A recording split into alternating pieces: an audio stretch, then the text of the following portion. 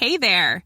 Did you know Kroger always gives you savings and rewards on top of our lower-than-low prices? And when you download the Kroger app, you'll enjoy over $500 in savings every week with digital coupons. And don't forget fuel points to help you save up to $1 per gallon at the pump. Want to save even more? With a Boost membership, you'll get double fuel points and free delivery. So shop and save big at Kroger today. Kroger, fresh for everyone. Savings may vary by state. Restrictions apply. See site for details. Thanks for choosing this free Anfield Index podcast. If you'd prefer to listen to this or any of our other shows without adverts, then now's the time to check out Anfield Index Pro. With AI Pro, you can supercharge your entire listening experience. You'll not only get all of our podcasts without the ads, but you'll have them far faster with our quick publish feature available exclusively for subscribers. AI Pro also puts you in the heart of our sound studio, with an option to listen to many of our shows live and interact with the podcasters in real time as the shows are recording. Upgrading couldn't be easier. AI Pro is available on all popular podcast platforms, and we have our own apps for Apple and Android. Just head on over to AnfieldIndexPro.com and get started today. Hello and welcome to your post-match Raw on Anfield Index Pro, podcasting to you from my field here in beautiful rural Ireland. I'm Trev Downey, and joining me to give their immediate reactions to Manchester United 4, Liverpool 3 in the FA Cup quarter-final from Old Trafford are Dave Hendrick and Guy Drinkel.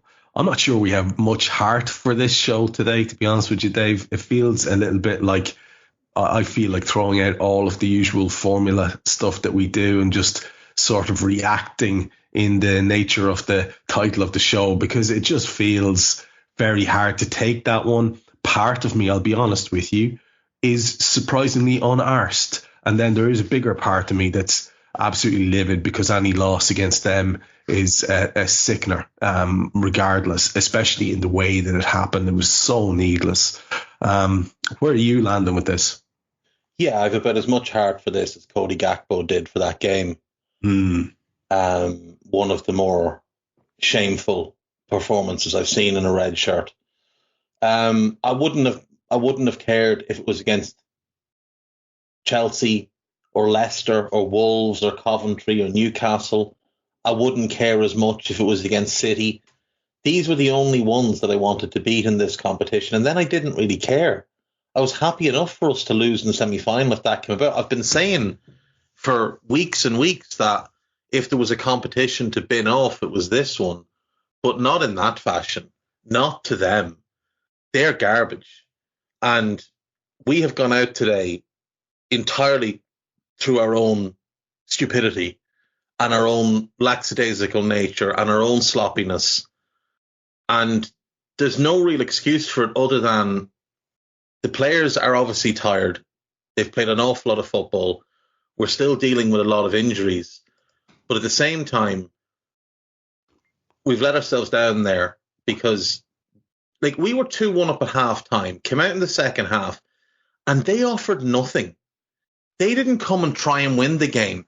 They sat back and let us dominate the game. And the odd time they tried to press us, we played through them with ease and ended up with great situations and just blew chance after chance after chance through poor final balls, poor decision-making, sloppiness, laziness at times. They get the equaliser. Then they almost won the fucking thing. And I almost wish they had. Go into extra time. They come back at us, but they're leaving themselves wide open at the back. We don't really punish it. Then we go back in front. And then just two really, really stupid, sloppy goals to concede. It's just, there's no excuse for that. That is just a dreadful performance. But a couple of those lads need hanging out to dry after that one. A couple of them just were so poor. One in particular who I've already named. There's just no excuse for that level of performance. And him especially, because it's not like he starts regularly. So he should have had plenty in his legs. And he's out there ambling about, walking. That's unacceptable. One thing that people probably won't pick up on, and by the way, if you're going to be all sensitive about your favourite Dutch man and you're listening to this, then I'm afraid he's going to get in the net, because it was absolutely appalling what we saw there today. It just was a terrible performance. Nobody wants him to be better than I do. But one thing probably most people won't pick up on is when we had a late corner, he's fucking... Like, he went down in a heap on the dead ball line, and then he's walking back in. He's not even looking at where the ball is or where it might arrive. It's just like, I can't understand that level of detachment from the involvement in the immediacy of the game. It just speaks to that overall sort of lackadaisical thing that you sense from the lad. And listen, it did sort of infect the team in a little bit of a way. I agree with you that obviously this is going to be taking its toll on fellas. But, you know, when you look at the various goals that we concede, Guy, I'm not sure how much, to be fair, we can even plead tiredness, because it's just, for example, that Anthony goal that was conceded with 5 lads around him. It's just bad. That's just poor. I don't know if it's necessarily that we can reach out and grab exhaustion as an excuse. The Rashford one is the only one I'd say, Trev, because it's a really tired, poor decision by Darwin to try and play a ball across. Yeah, that's fair. That's fair. The only one. Yeah. All the rest of them is just poor. Just poor play that day. Yeah. Guy, anything in terms of extra you want to add to your to our immediate feedback here? What is there any sort of saving grace for you? Were you all in on the 4 trophies? I can't say I ever really got on that bus to start with, but it's just losing to them, isn't it? That's what makes this just so unpleasant to have to sit and talk about now. Well, that's the thing now. I've just had to listen to 119 minutes because I fucked off straight away as soon as that goal went in. Of Lee Dixon and Sam Matterface try to murder me with the worst commentary in the world, making me miss Fletch and Sav, which is impressively done. That's good work. It is actually astoundingly shit. But anyway, yeah, awful presentation, awful performance by us. The only... not positive, redeeming thing is they can only beat us when we play like that, which is, it's probably anything worse than we even saw last season, which is probably me not thinking hard enough about last season.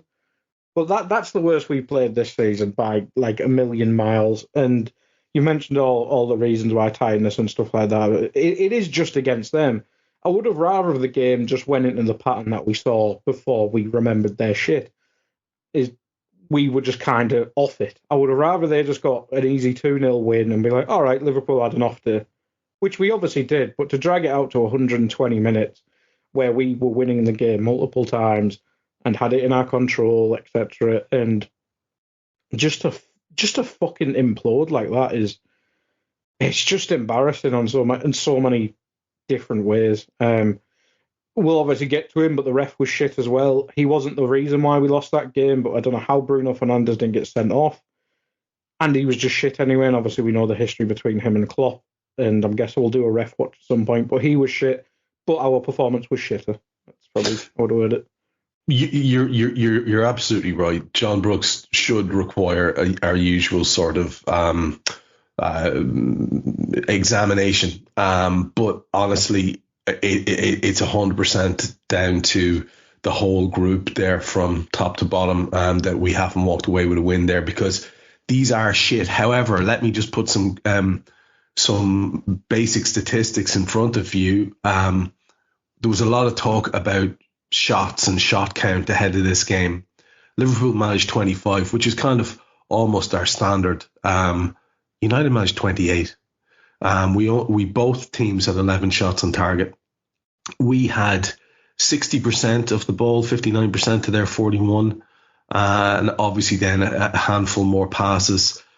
But it's really, really interesting that we had coughed up that many attempts on goal, 28 for them. And it says a lot because most of that second half, to me, Dave, felt very much dominated by Liverpool, as did the latter portion of the first.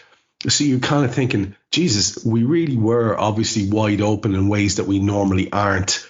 Half of the first half. I'd say they had 10 shots in that first half of the first half. Yeah, possibly. Easily. Yeah. Like, we started so poorly. It was similar to the City game last weekend where we just started really, really slow, as if no one told us the game, as if like we turned up thinking the game was a 4:30 kickoff, and these lads are all running around and buzzing about, and our lads are out doing their stretches and wondering, like, why are these lads warming up so vigorously? Oh, hang on a second, they've scored. Why have they scored now? This is only the warm-up. And then you think, right, well, Liverpool will spark back into life, and we had, a bit of a half chance. And then it was just all them again, and we needed Kelleher to make a couple of great saves. And he did make a couple of great saves in the game for a fella that conceded 4 goals. I don't know that Queeving comes away guilty of any of the goals that they scored. I think he did as well as could be expected. I mean, I thought there was just so many poor performances in that Liverpool team today. Even if not for the whole game, certainly for spans of the game. Like, I thought Joe Gomez was absolutely horrendous first half. And then he thought he came into it a bit second half. And then he got switched to left back. And that didn't suit him at all. I didn't think Robbo played well, but he had a couple of good moments. But then he was coming into the game. I thought he was actually starting to show his better form in the second half, and he gets hooked. I didn't understand that substitution at all. I could see bringing on Bradley, but bring off Gomez. Don't bring off Robbo and change both fullbacks. And that immediately handed them the impetus as well, while we figured things out. Kwanzaa had a decent game, but again, they were targeting his channel. I thought in 1v1 situations he did well, but there was a couple of moments where his positioning was just a bit off. Virgil looked a little bit unarsed early on, and then he kind of kicked into gear. The starting midfield, I thought played well. And when they got a handle on the game, they really did dominate. And then we took Dominic off, brought on Harvey, which is okay. But then when he brought on Gakpo, he seemed to almost move Harvey into Gakpo, into the wide role. He did. And play Gakpo in midfield, which made no sense. And they immediately took control of the midfield back. And what I didn't like about the subs is he moved Gakpo around about 4 different times. He had him right side of midfield, then he had him right wing, then he had him on the left, then he had him through the middle. And I was looking at it and thinking, they've got Victor Lindelof at left back and Harry Maguire playing centre back all on his Todd. And we're putting our slowest players up against them. We're putting Cody and then Harvey moved onto the right when the Bobby Clark sub happened. Harvey moved on to the right-hand side against Lindelof, who then obviously got taken off. I was thinking, like, they're asking for us to punish them. And we didn't do it. And it's just one of them where we started weirdly and we got ourselves going and we got ahead. And then it almost became too easy for us.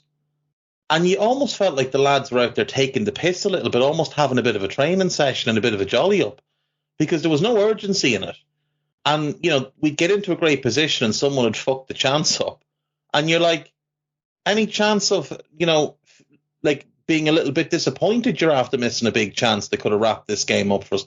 Because if we'd scored at any point between 50 and 80, it's game over. Any point in that time, it's game over. They would have given up. They were ready to give up. Bruno Fernandes was ready to give up. And he's their captain. And if he'd given up, the rest of them would have followed. Because Rashford looked like he was giving up as well. And yet we just continued to let them off the hook over and over and over again. It's just unimaginable that this team, who we've seen do incredible things this year, would do that. Hello there. Have you ever found yourself getting ready to watch the Liverpool match? You've got your mates round, you've got your drinks, you've got your snacks, you're all set to go. It's going to be a good day. And then you find out, the game's not actually being broadcast in your region. There's the heartbreak, there's rage, there's despair, there's fury. You're upset. You're looking for a solution. Well, we've teamed up with NordVPN to bring you a game-changing solution. That's right. With NordVPN, you can switch your virtual location to a country where the game's on live. It's like having a global ticket to sports, TV shows, and movies from all around the world. And here's the best part. If you go to nordvpn.com/Anfield Index, you'll score the best discount on your NordVPN plan. Plus, our link gives you 4 extra months free on the 2-year plan. And that's what we call a winning streak.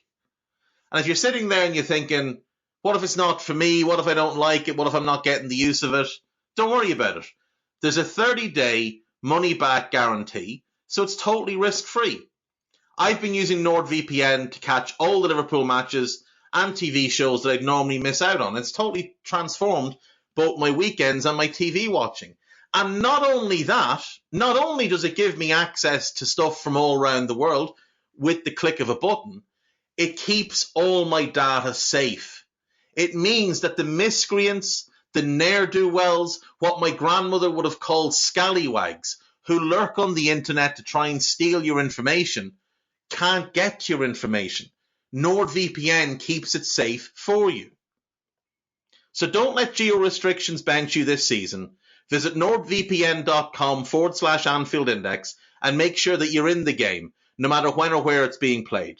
Remember, it's not just sports, it's your all-access pass to binge-worthy TV shows and blockbuster movies from all around the globe. NordVPN literally unlocks the world for you and keeps you safe from the world. So don't miss out. Head over to nordvpn.com/Anfield Index and let the fun and games begin.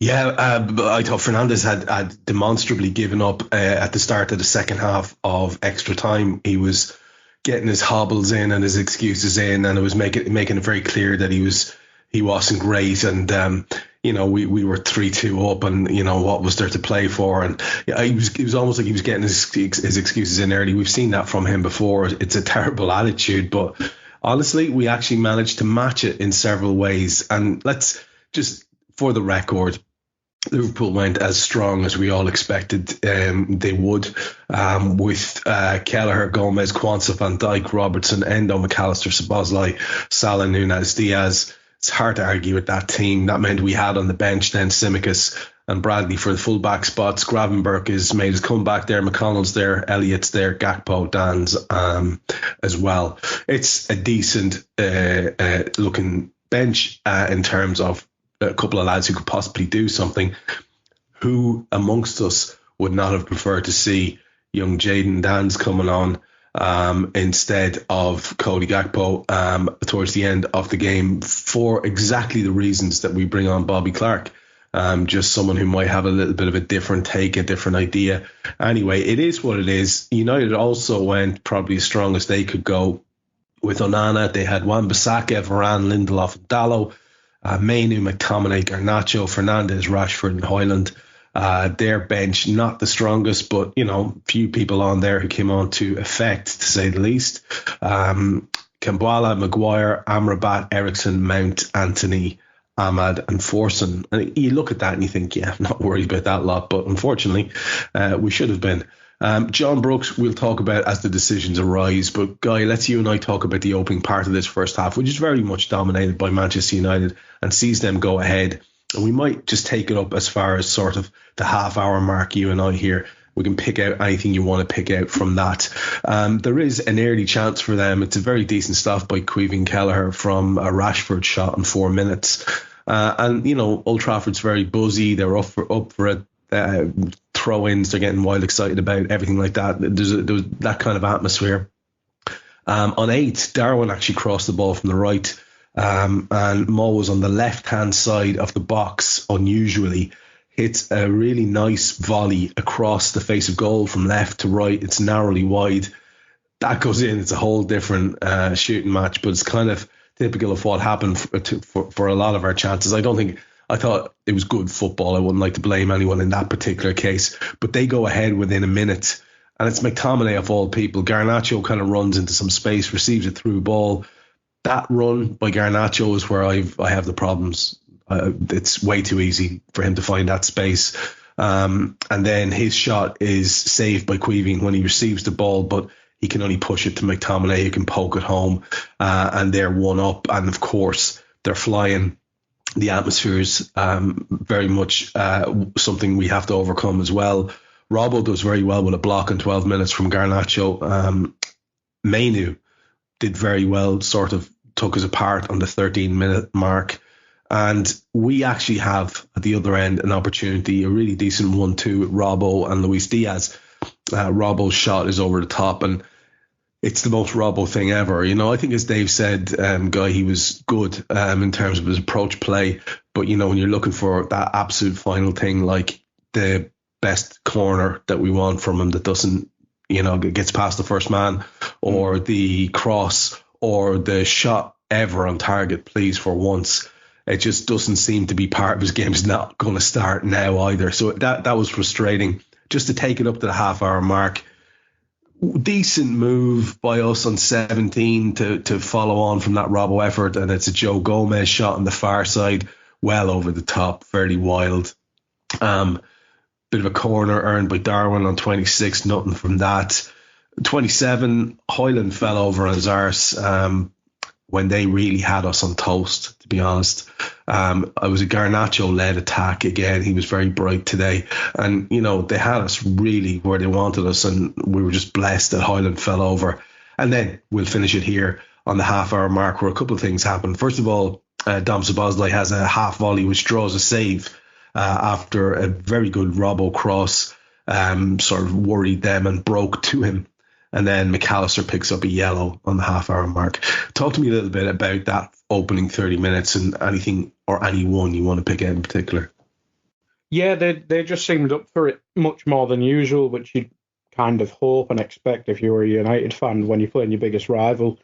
They obviously seemed a lot more energetic than when I've seen them in previous games. I mean, you mentioned the young talents they have, Manu, Garnacho. They're probably the two big hopes for them. You'd support, you'd guess, because they were very impressive today, especially Garnacho. He just seemed to rinse whoever was on the left hand side, on the right back for us, and we saw that in the first goal. I mean, Gomez and Kwanzaa I don't think they ever discussed or talked to each other who should be defending who, because they both just decided to go. I can't remember who was the overlapping left back, but or winger, and just simply both stood there doing nothing whilst Garnacho basically just toddled behind both of them.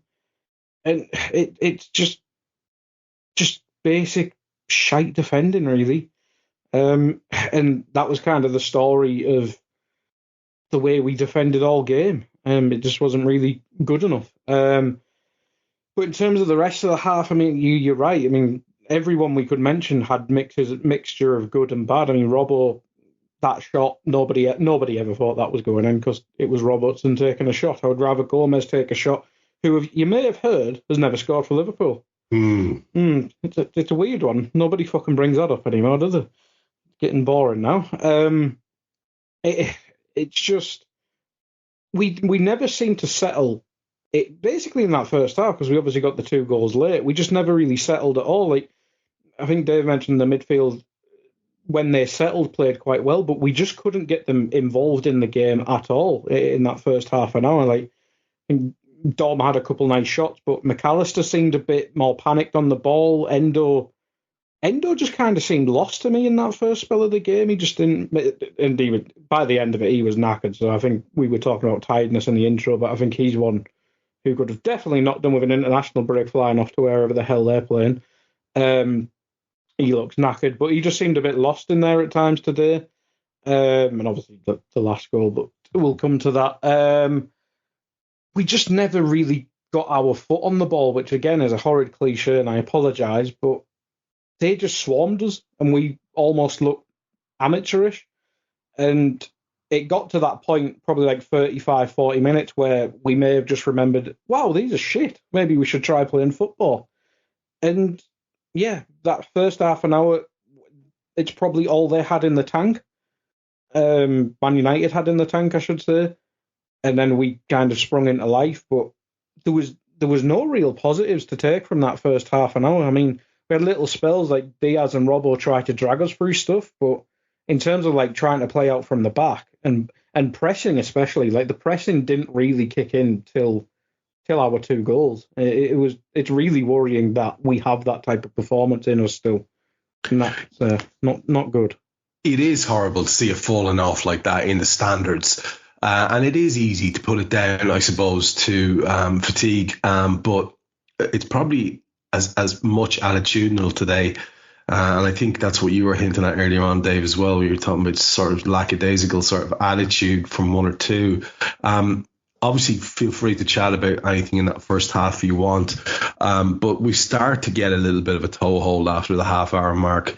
I think Luis Diaz has a decent dig on 32 minutes. Caoimhín Kelleher does a beautiful St. Patrick's Day Gaelic football dive and hold on a Fernandez effort for the day that's in it.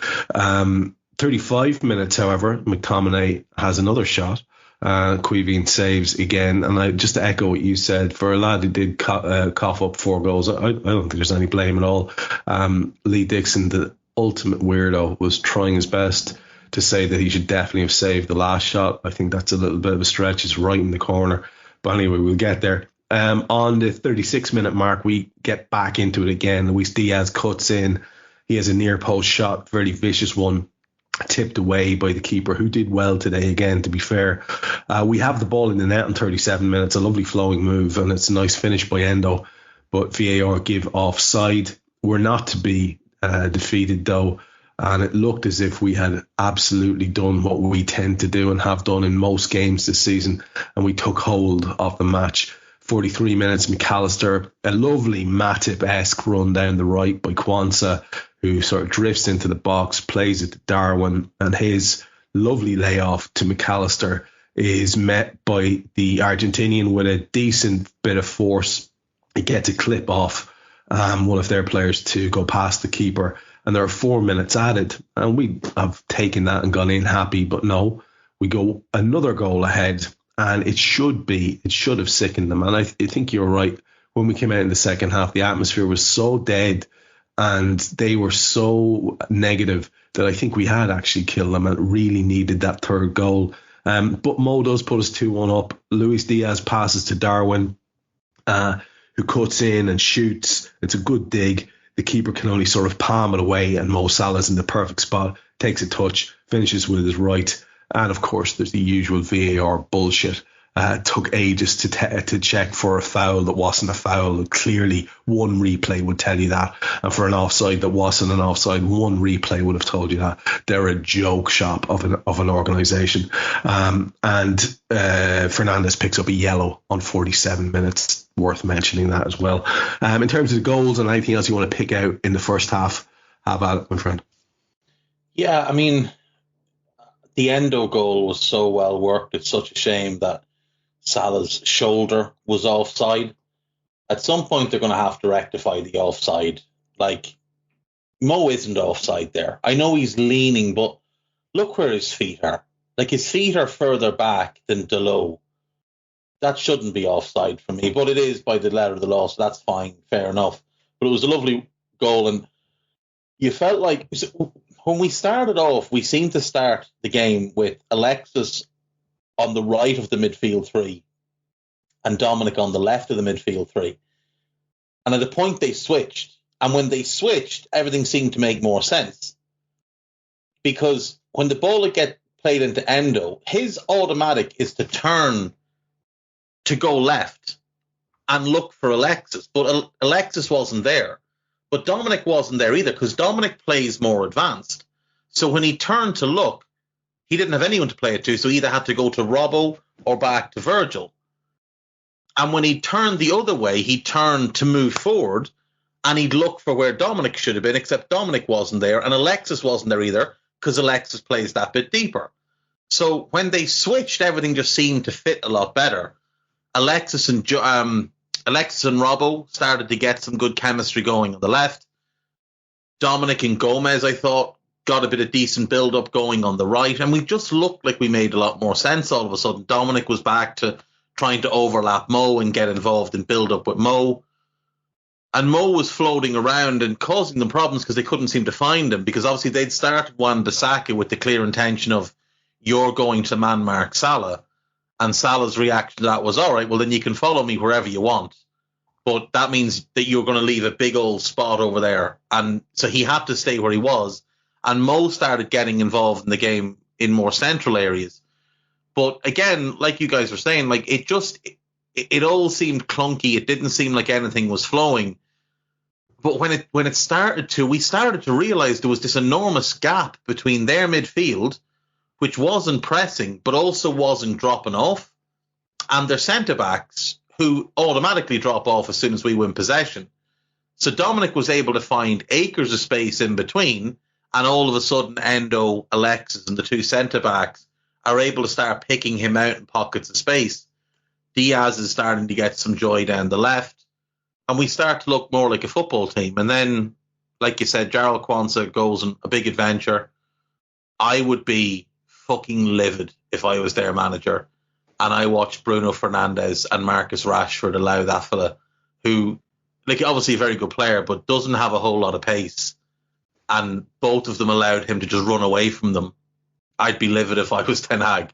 But he picks out the perfect ball for Darwin, who does really well to make the first run, draw the defender, and then come back on side, lays it off to Alexis. And like you said, we got a bit of fortune with the deflection, because I think it was going to the other side. I think he was trying to hook his foot round it into the far corner, and the deflection took it near corner, but we'll take that. And then obviously there's a bit of luck in the other goal as well. Again, there's no way it's a foul by Gomez. He wins the ball cleanly, plays the cross in, breaks to Diaz. He finds Darwin. Darwin does really well to get the shot away. I think Onana makes a good save, but unfortunately for him, there's no United players to pick up the pieces. My assumption on the offside is that when Darwin took the shot, Varane moved off the pitch after Darwin took the shot and was still off the pitch when the ball dropped to Salah. So I'm guessing, had he been off the pitch before Darwin shoots, it's probably offside as it drops back. So I'm guessing that's what they're looking at. But fair, yeah. We should count ourselves fortunate. Like, I know the VAR checks today were a pain in the hole. I don't know if you saw the one at the end of West Ham against Villa, but talk about a scandal.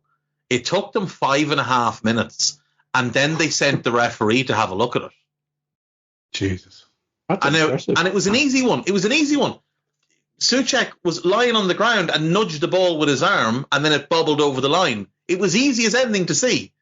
You can see it on the first replay that Souček nudges the ball with his arm, and yet they went round and round the houses. But look, at least it was given. Fernandes has himself a temper tantrum, gets himself booked in the aftermath, and we'll get on to John Brooks. And I've got some words on the commentators. I did not have the same commentators as you. Lucky. But no. Jesus, no. Dave, Lee Dixon spent 5 minutes talking about caps.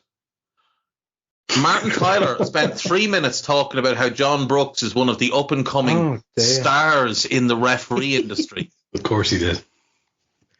So, Martin Tyler and Stuart Robson on Being Sport. A dreadful set of lads. But yeah, I mean, look, we didn't deserve to go in ahead at halftime. Simple as that. They had been the better team. They had some really good chances. Trev, you highlighted the chances they had. The one where Højlund just falls on his arse. If he gets that shot away and gets the cross goal, even if Keller gets a hand to it, they have the same situation again where they have lads queuing up to tap it in. Mm. The Rashford one, when he gets in on the left, again, just in acres of space, like Joe Gomez has wandered into midfield. Now, I know they've been told, do this fucking stupid inverting thing. But when United are holding width the way they were, with Garnacho playing really wide on the right, Rashford playing really wide on the left, your fullbacks have got to stay at home. They can't be wandering into midfield. We didn't need them to wander into midfield. It's not like Gomez was offering a huge amount on the ball in midfield. He needed to stay out wide, and because he wasn't, we end up in that situation that Guy mentioned where Quansah was having to go out to him, but Gomez was also going out to him. Gomez wasn't just dropping in at centre-back like he should have done. So you had Wan-Bissaka overlapping, you had Garnacho making runs from right to left, you had Fernandes drifting into space, you had Kobe Mainoo drifting into space, and you're like, what the fuck are these two doing? Both of them think they're playing right back here. And the fault is on the coaching staff, because it comes from the coaching staff telling Joe Gomez to invert into midfield, when it was clear as day that what we needed him to do was to stay wide and stay with Rashford. And we didn't do it. And that's where most, if not all, of their chances came from in that first half, was either the ball down the line to Rashford into space or the switch of play to Rashford into space, Quansah having to run 20 yards to him and Gomez having to run 35 yards to get back to him.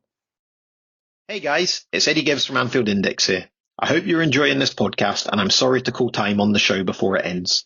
In the current climate, it's tougher than ever before to offer podcasts for free.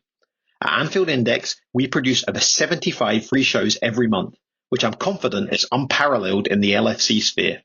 Whilst we'd love to offer everything for free, the production costs now make this impossible. That said, we don't want to follow the model of other channels and lock all of our content behind a paywall. So what we've decided to do is to continue offering every show for free, but cut that offering to 30 minutes on our longer shows. So to get all of our shows in full and enjoy the best of everything we have to offer, we really hope you'll consider supporting the channel and signing up at AnfieldIndexPro.com. For about the price of 1 cup of coffee, you'll get every podcast in full with 0 ads. You'll also get access to our LFC VIP community, where you can enjoy live podcasts, engage with our podcasters, and chat with other Reds in real time.